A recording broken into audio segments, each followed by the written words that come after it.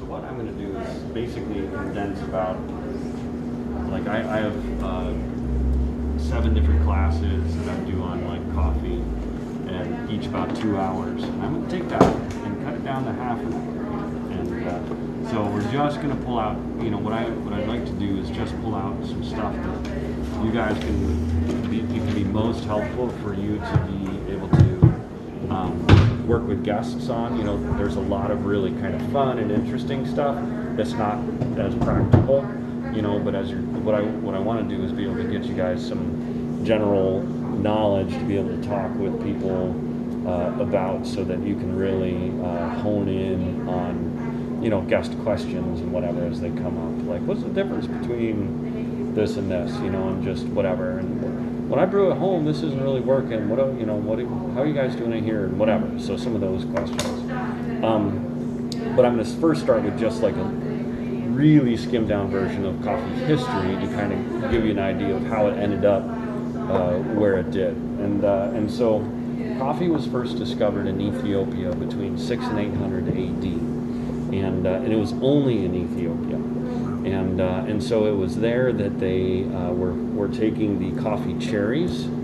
So this is what it looks like. It's a fruit.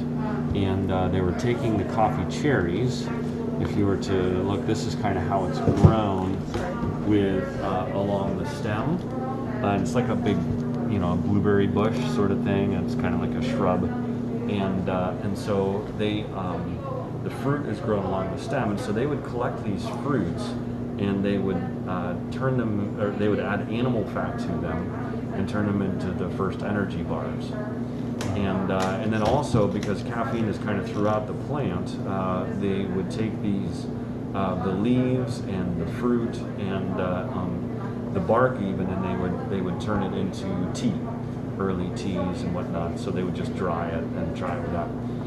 Eventually, they started to get into the roasting of the seeds, which are the beans, and where they would have this open fire in this big kind of pan that they lay them out on the open fire, and they would just dry and crackle and pop on this fire, and then eventually, once they're dried, they would transfer them into like a mortar and pestle sort of like, except a big version, and just like rather than grind it, they just pound it.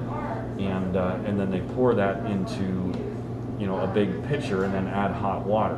And then it's kind of cowboy coffee style. They just let the grind settle, and they pour off the top into everybody's cups. And so that's the way they started drinking coffee for quite a while. There's even now, you could look it up, an Ethiopian coffee ceremony that's based on that. That became, coffee was such a huge part of their culture, and it's a really kind of interesting thing. But so the nomadic traders were then taking this coffee and the roasted coffee and trading it up through the Arabian Peninsula and then on up into Turkey and the Ottoman Empire. But eventually they said, we kind of want to roast our own. It'll stay fresher and taste better, if we roast our own. And so they started trading just the seeds of the fruit up to the Turkey, into Ottoman Empire. And it was they really were the ones that mastered the roasting process. In fact, the first coffee shop started in present day, it was Constantinople at the time, in 1453, called Kivaha. And this whole coffee culture really developed from there. In fact, our roaster is from Turkey. And it basically, like, they just kind of mastered this process of what is good, fresh coffee.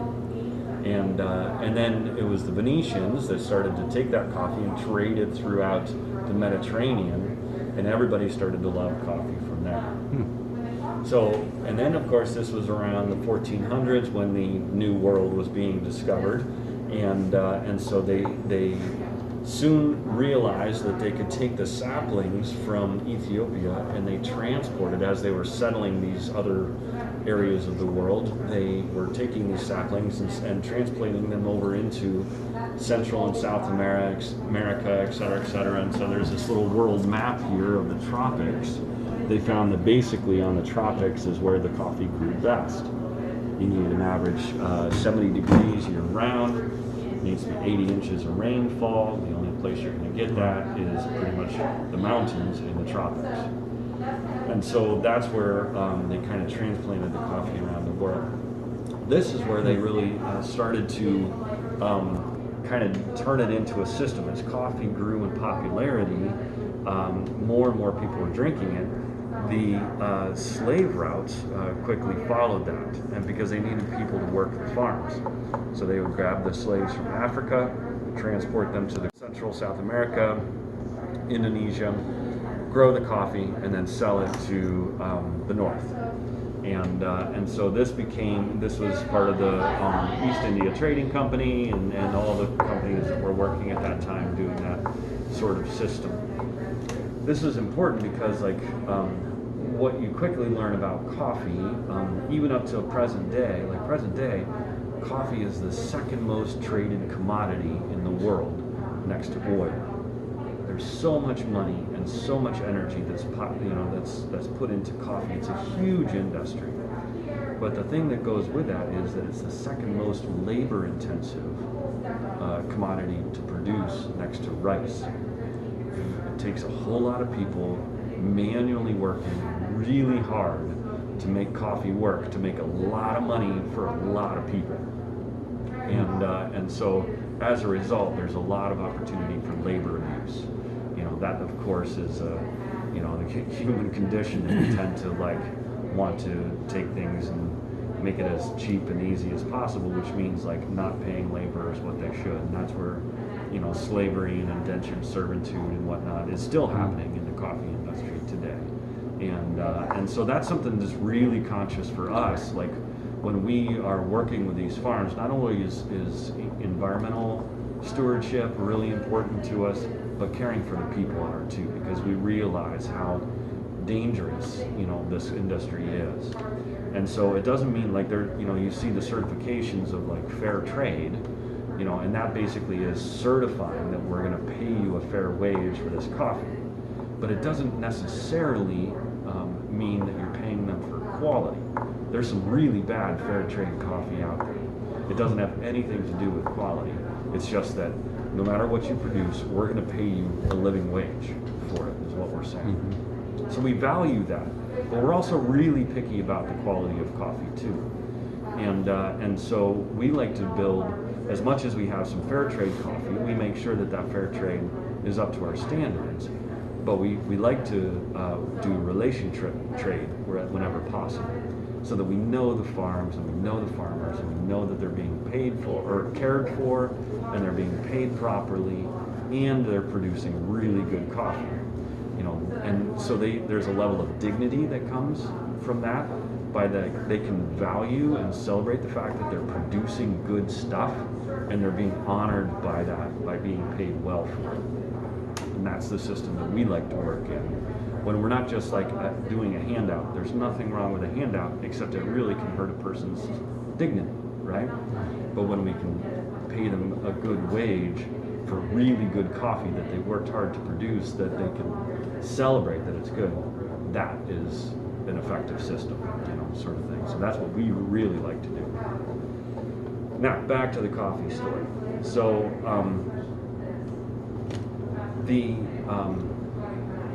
the coffee, the way that works is that there is the coffee, even today, and talking about the economic system, is that there is on the New York Stock Exchange, it's the New York Stock Exchange that's setting the price of coffee, and that is exchange grade coffee, grade level 4, right in the middle. And that's the coffee that you're going to find at gas stations, or just kind of standard run-of-the-mill grocery store sort of coffee, grade level 4. And so right now I saw that it was selling for about $1.15 a pound green on the New York Stock Exchange. So it's saying to the farmer, you've produced 2,000 beans, right? That makes up about a pound. 2,000 beans of coffee.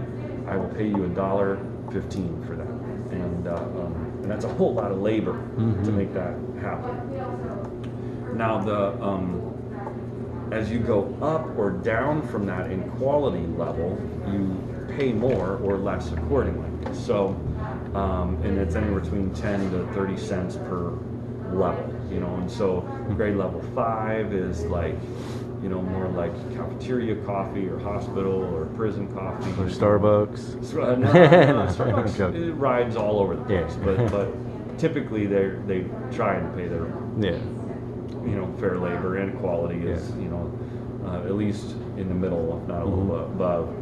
But then you know, you're getting into like stuff, you know, grade 6 is just kind of kept in country and brewed, and you know, and then grade level 7 is, you know, mulched, and it's just really bad, you know, sort of coffee. Grade level 3 going the other way, and you know, so you're paying a little bit more at grade level 3. That's called premium coffee. You'll see that on the grocery store shelves and whatever. Gourmet is grade level 2. Grade level 1 is specialty coffee. And again, at every level, you're paying more for the quality. And this quality is determined by the number of defects that's found within a given pound of coffee, 350 grams. And so we green grade. It's called Q grading or green grading your coffee, where you're counting the number of defects within a given pound. You take a random sample, you're counting for bird bites, chipped beans, bug holes, mold, you know, damaged beans, whatever, you know, and so you're counting those in a given pound as like a random sample to ensure that this level of quality. And that basically the number of defects that are found will determine that grade level of, you know, and so like we only work with specialty coffee, which is the top 1% of all the coffee produced in the world. It's the best of the best. And so that there's a certain number of defects that are allowed within a given pound, you know, to reach that specialty coffee grade. That means that we have the most control over the coffee. So when it roasts, it's going to roast very even.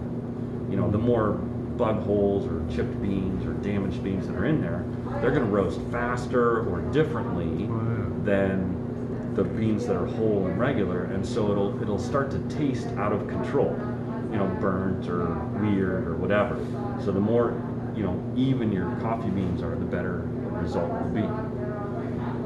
All right, so that's a little bit on the, you know, and so the final thing on that is the drinkers, the consumers, are setting the price for the producers of what they're going to pay. It's a mixed up system. And so that's where we come in as specialty coffee roasters that are paying a fair wage, you know, and are caring for people as a result.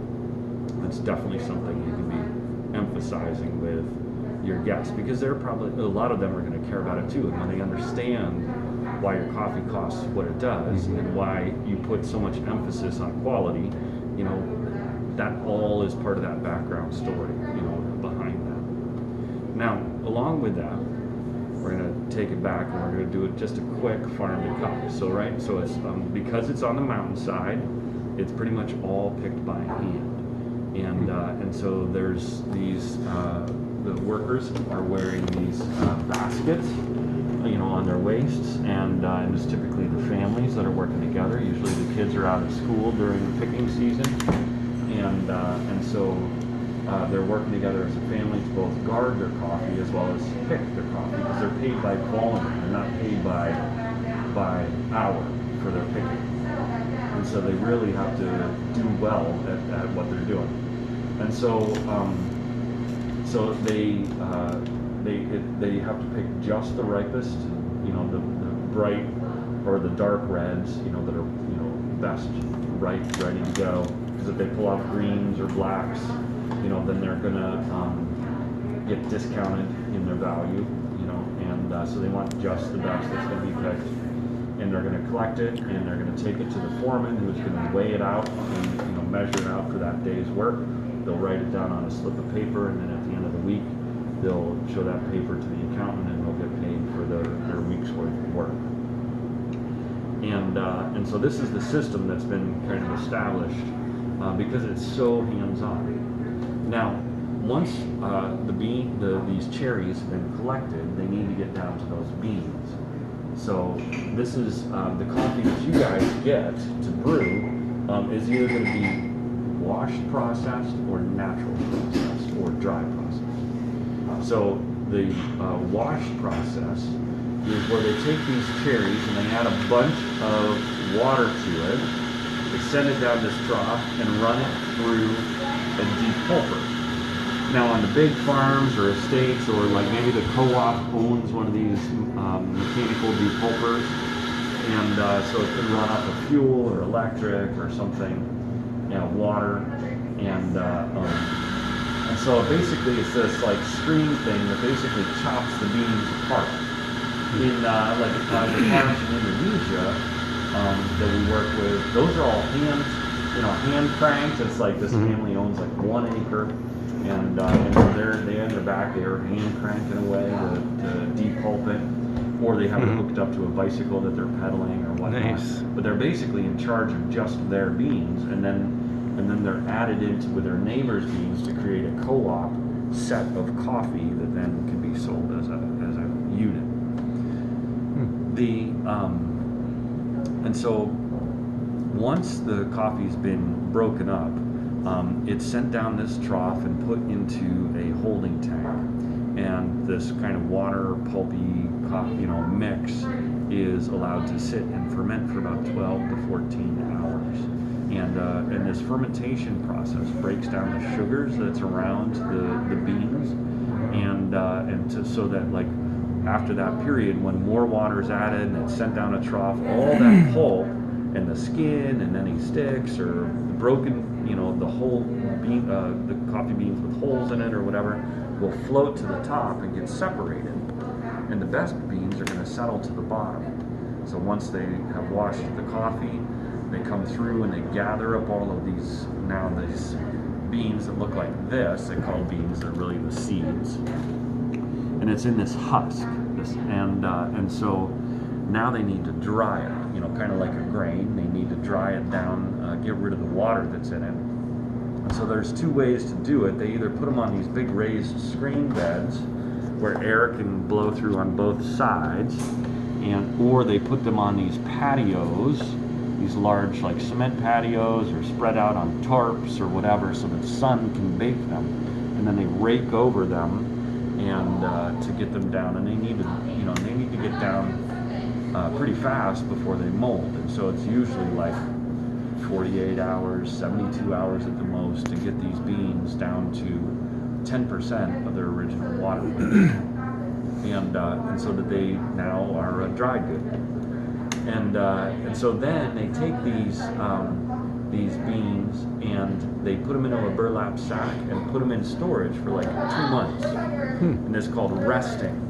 And this resting process is, after kind of this, if you will, this violent process of like removing the seeds from the fruit, this resting kind of allows the coffee to naturally mature and just kind of season, if you will.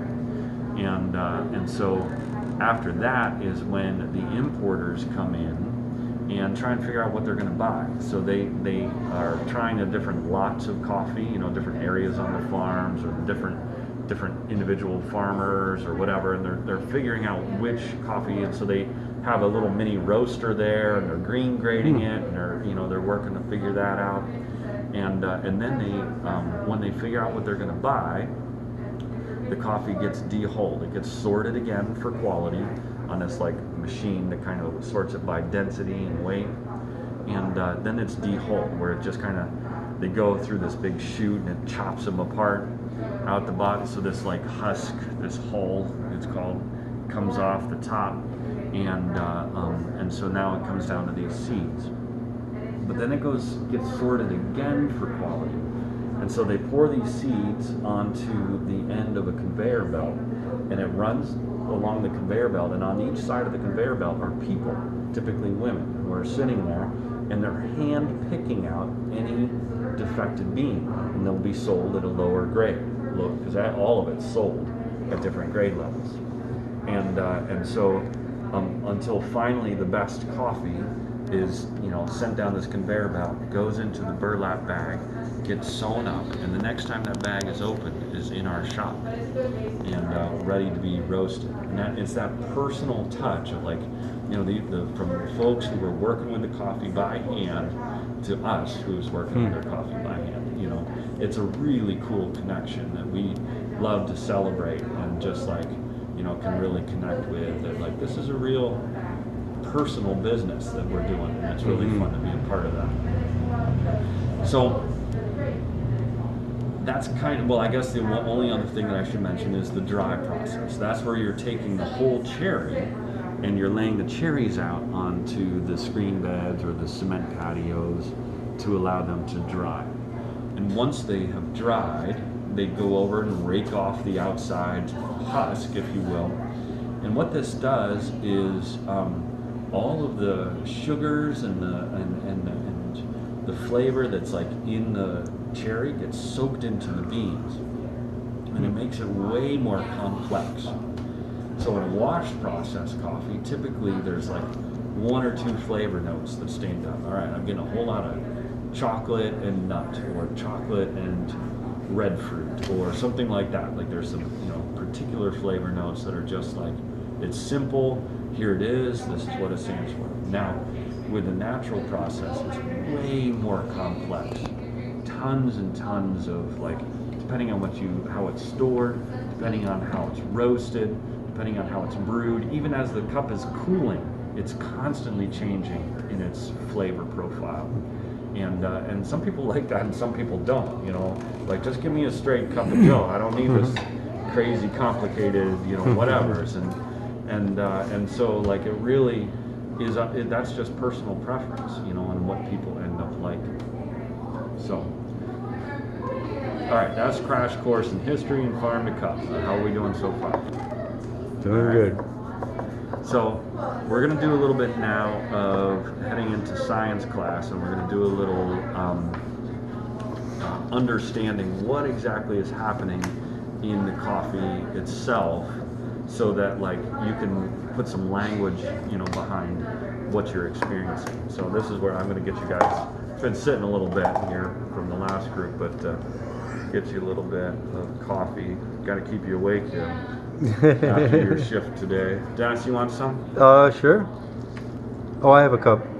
I can Are these yours? refresh it. All right, this is the light roasted Kenyan. Typically, people like a dark roast Kenyan, and just that, like, that's just what our population is into, and so we roast for that. But the Kim and I personally really like the light roast. So I don't drink. This is good. it's really She good. was saying Yeah, it's I've had more, this one. it's very citrusy. Yes. Yeah. Mhm. Very citric. Really tasty notes that are in there. Mhm. I just wait. This is yours, and then this. Oh, is that the dark? Yeah, this is the dark. Oh, okay. Yeah, but again, the population likes a nice. I thought the L was bold- for. Oh wait, Rebecca's name starts with an R. My bad. I'm like, wait a second, L. So yeah, right. yeah. Again, our population likes that dark roast that's full and rich, and this has like a kind of a bourbony, bergamot sort of effect to it. But again, Kim and I really like the light roast. Like there's so much sweetness and citric bounce and acidity and interesting, nature that's in that light roast that we just really like.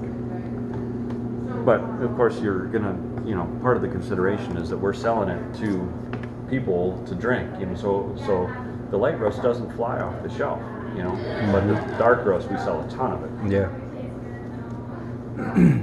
I also think that everybody has this misconception where they think that dark roast has more caffeine. Right. Yeah. Yeah, we talked about that in the last group, which is the complete opposite, right? Mhm. The light roast has more caffeine. Yeah. So, but that's what we're going to talk about that now, as we talk about the taste system, like what exactly is going on with that and why. So, turn to your heads here, and Dennis, I'll put one up here for your. Actually, I can use this one as the model.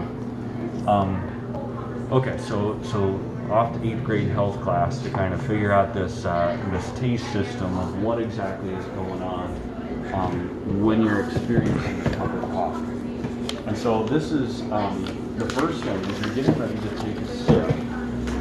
You trigger your olfactory senses, your olfactory nerves, and which of course is your smelling system.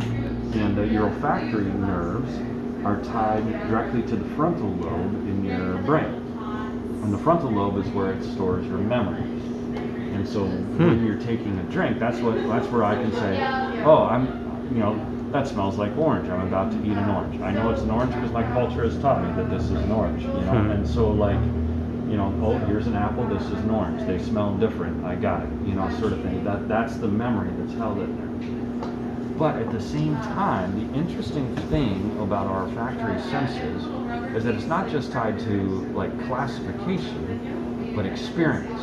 And so now let's just take the example of cinnamon for an example. Let's say, in this coffee, I'm getting hints of cinnamon. Oh, that reminds me of growing up. I used to go to my grandma's house and they make these cinnamon chip cookies, and they are my favorite. I love it, and it's such a good memory.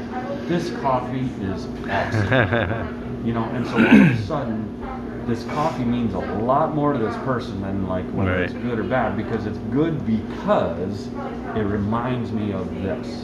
Now the next person walks in the room and they have a cup of coffee, the same exact coffee. They smell this cinnamon and they're like, cinnamon, I hate cinnamon. I used to go to my grandma's house and she'd serve me this, cinnamon tea as she's like complaining about the world, and I'd have to sit there and drink this like really pungent tea that I just hated. Man, I hate cinnamon. This coffee is terrible. The coffee is exactly the same, right? Yeah. And it could be the highest graded coffee in the world, really good coffee, but it's personal experience that then comes into play with it, that personal memory.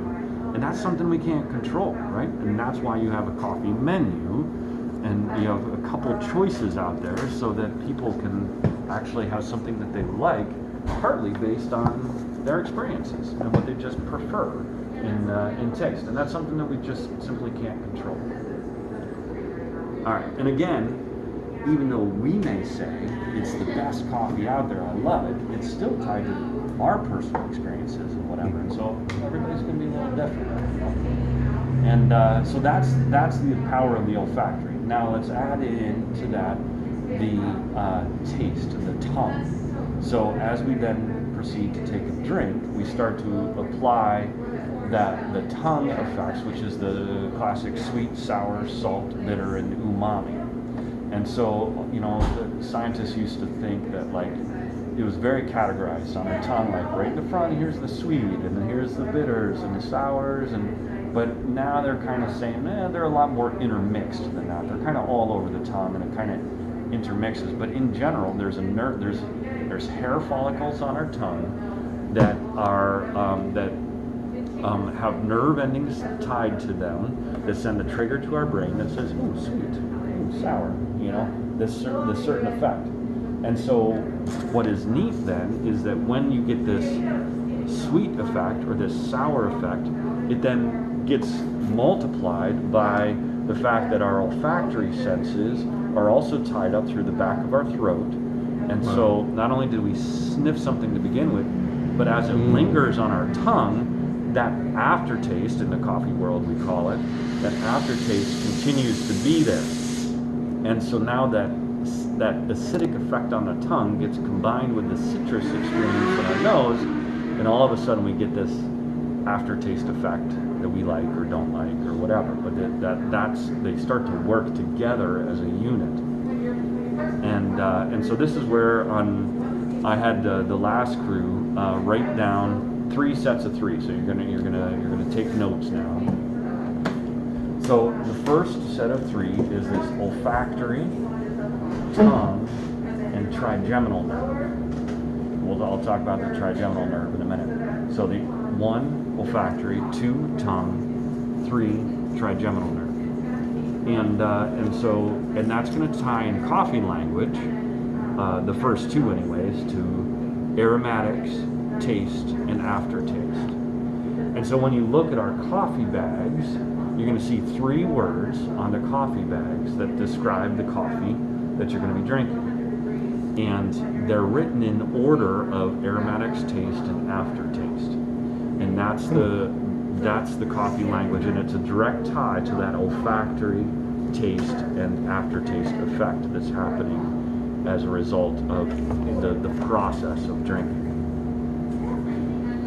So that's the first two sets of three: the olfactory, tongue, and trigeminal nerve, and then aromatics, taste, and aftertaste. Now let's pick up on this trigeminal nerve. What exactly is this thing? So the trigeminal nerve, unlike the tastes, like the olfactory and the tongue, which really has no natural purpose except pleasure, right? So making, like, there's no reason to have these, and most animals don't, right? And because they don't need to, like, enjoy their food, they consume to live, right? But we have the amazing opportunity to simply enjoy what we eat and to create food in such a way to really celebrate it and put mixtures together. Makes me think of the ratatouille sort of thing, with the strawberry and the chocolate and how it makes zings in there, whatever. But like, we can create these effects with our food that like truly celebrates the food and the process of eating and the enjoyment of doing it, right? But that's not the trigeminal nerve. The trigeminal nerve was designed in us as a warning trigger, right? And so in the back of the throat, since like before food preservation and whatever else was there, the trigeminal nerve is designed to trigger when you are about to eat something that could be harmful to you. Wow. And so this is in there, like, so let me give you a little, this is in our aromatics kit, we have a medicinal. And so go ahead and take your mask down and like breathe through your mouth, breathe in through your mouth, and see if it triggers for you something in the back of your throat that kind of tickles. It's like there's like a, got it? Yep, you try that as well. That's your trigeminal nerve. And it's a warning sign that if you're about to eat this food is fermented, spoiled, it is moldy, it is yeasty, something in it that is that if you eat this, it could do harm to your body. Like, it could be bad for you, and therefore, your body is advising you not to do it. And of course, this was before food preservation and whatever else. Like, this is designed there to be as a safety feature. And but the interesting thing with this trigeminal nerve is, back to the processing. If this coffee, which could be the highest quality coffee out there, if it ferments for too long, it'll trigger that trigeminal nerve in there. Say the foreman forgot to pull the coffee at the right time. It looks fine and it roasts fine, but as soon as you taste it, it'll trigger that trigeminal nerve and something's wrong. If you don't dry it properly and there's still too much moisture in there and the coffee gets a little moldy, it looks fine, but it'll trigger that trigeminal nerve. If you roast it wrong, if you rush the roast or do an imbalanced roast, and you take the coffee beyond what it should be done at, whether it's too dark or too fast or whatever, it'll trigger the trigeminal nerve. If you misbrew the coffee, if you burn the coffee, if you use too little coffee and it over extracts it, it'll trigger that trigeminal nerve. And so all through this process, like, there's a whole lot of people out there that have had really bad coffee and it's triggered their trigeminal nerve, and therefore they've written off coffee altogether because it's bad, right? And it's been this warning signal inside their bodies that say, this isn't, you shouldn't be drinking this, sort of thing. And so part of it is like to help people to have good coffee or good experiences, to make sure that we're brewing it right and we're working with it right and we're storing it right and we're roasting it right and we're whatever, to make sure that they're going to have the best experience possible, right? All right, so that's the second set of three. And the last thing that I'm going to talk about is some kind of roaster's terms to kind of figure out what exactly is going on inside a bean to develop these final effects, right? So every coffee we get is unique. That's some of the fun of the specialty coffee.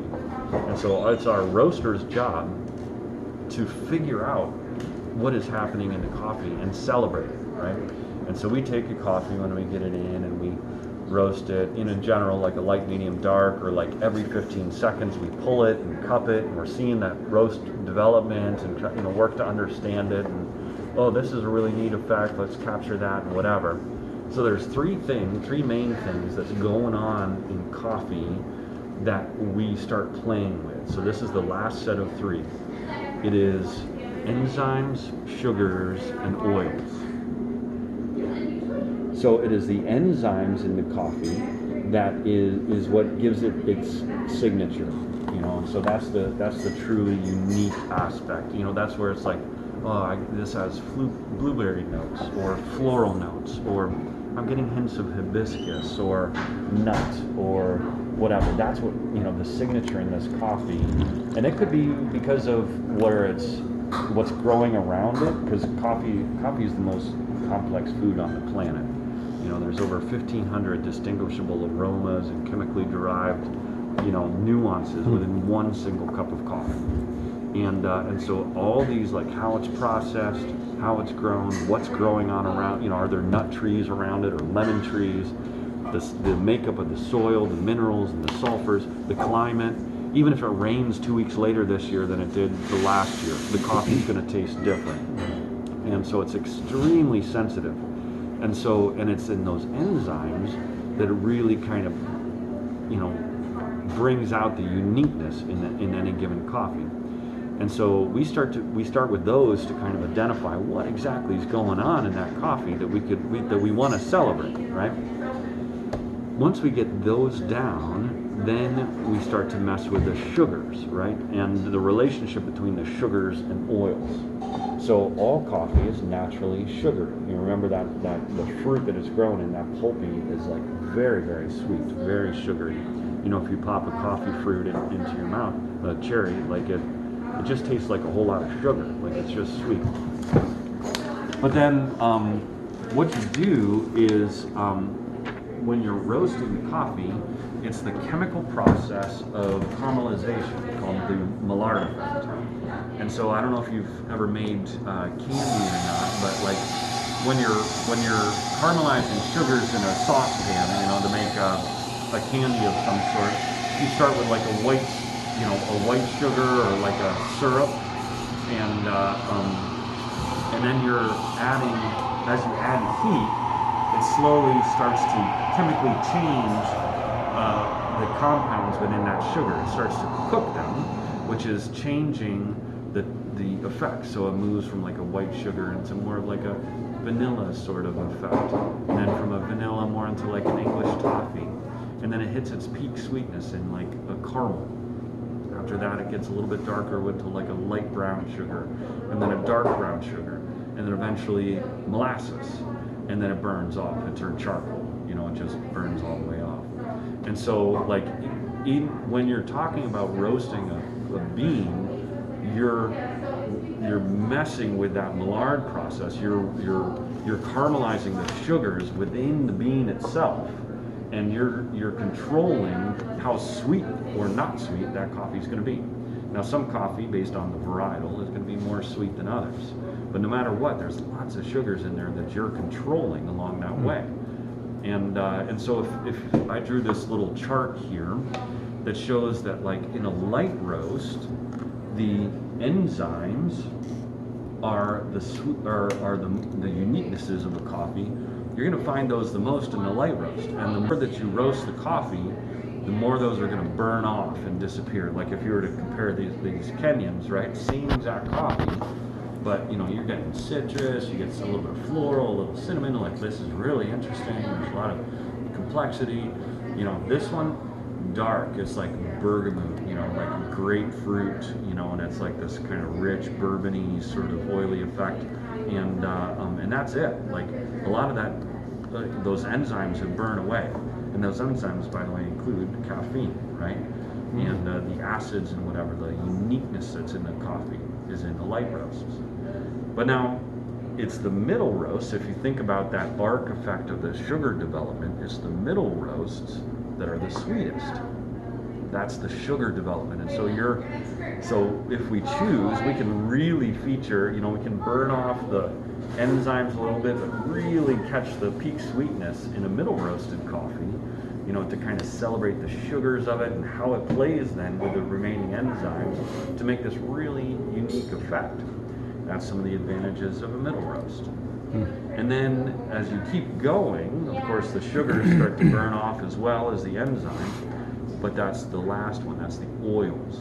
And that's the oils start to really come out in the darker roast. That's the umami.